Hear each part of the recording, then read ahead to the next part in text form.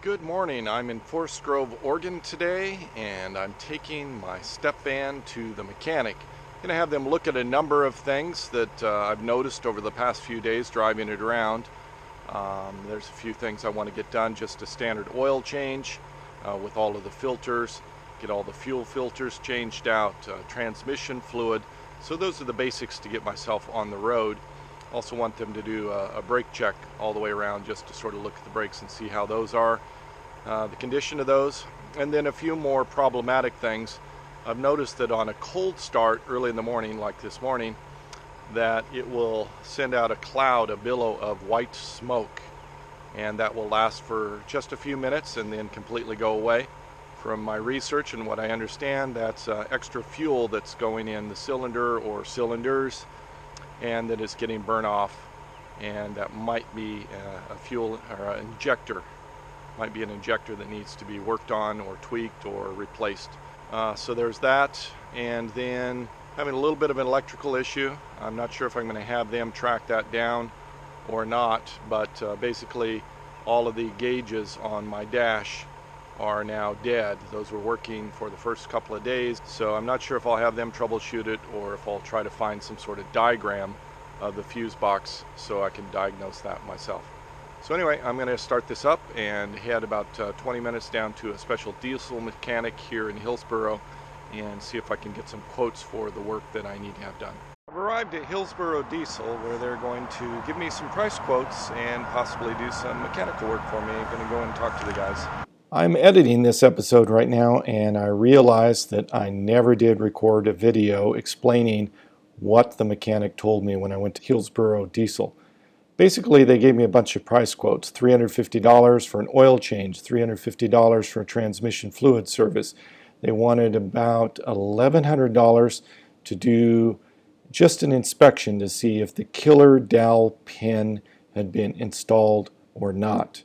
So that was crazy expensive.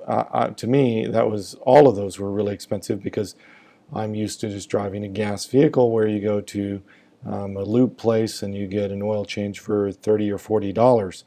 So these prices, I realize I'm driving a step van, a commercial vehicle.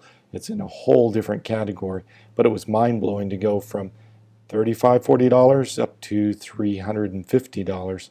So pretty high prices. I realized there's a lot more fluids involved, but I was pretty much in sticker shock. Started checking around and understand that that's sort of the going rate in this particular area. So I began doing telephone calls that day and over the next day, trying to look for a mechanic. Anyway, that's what was going on there. Back to the episode. I'm trying to learn a little bit about the electronics in my step van here. And it's interesting because I have this fuse box over here, and this is where I had the fuses replaced when I was stranded by the side of the road, which I now have an extra set of fuses for all the different kinds.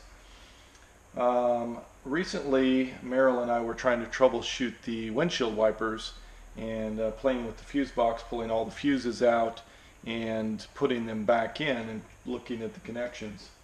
So I noticed that there's some corrosion going on down here that you can see, and also something interesting, that when you touch the fuse box or pull fuses out or move it very much, there's a clicking noise that goes on, and it appears to be coming from this square box here. My understanding is that these are fuses and these square boxes here are all relays, and so this relay here on the corner of the main fuse box will start clicking, and it'll just keep clicking.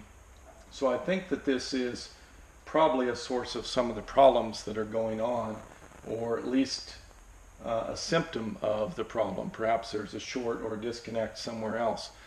The way the step vans work is there's a battery pair, two batteries that are here, and they're right underneath the steps. So you have this cover here that you open up, and it exposes the batteries here, and that someone has added a kill switch here to the batteries to disconnect the batteries from the rest of the motor. So there's an off position over here and an on position over here. So I'm going to turn these on. And when I do that, I notice that the relay over here will start clicking. And it will click a number of times and then stop. So coming back over here to the fuse box, this is the relay that starts clicking. And it seems this connection on the back side is a little loose. And every time you jiggle this, you can hear it clicking. And then it starts slowing down. So I think there's a loose connection going on back there, and might be part of the culprit or part of the symptom of what's going on.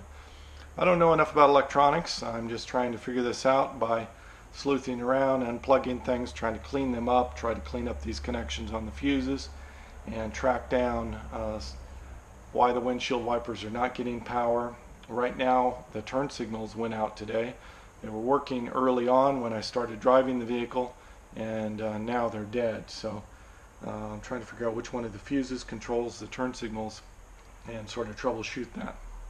If you have any advice for me, please write some comments. I'd love to hear what you think. And it's just been really nice to have all the comments coming in from those of you who own these kinds of vehicles in the troubleshooting, because this is totally new to me. I've been a person who just drove a car and put gas in, occasionally changed the oil, and that's all I've done my entire life. So just really, this is all new to me.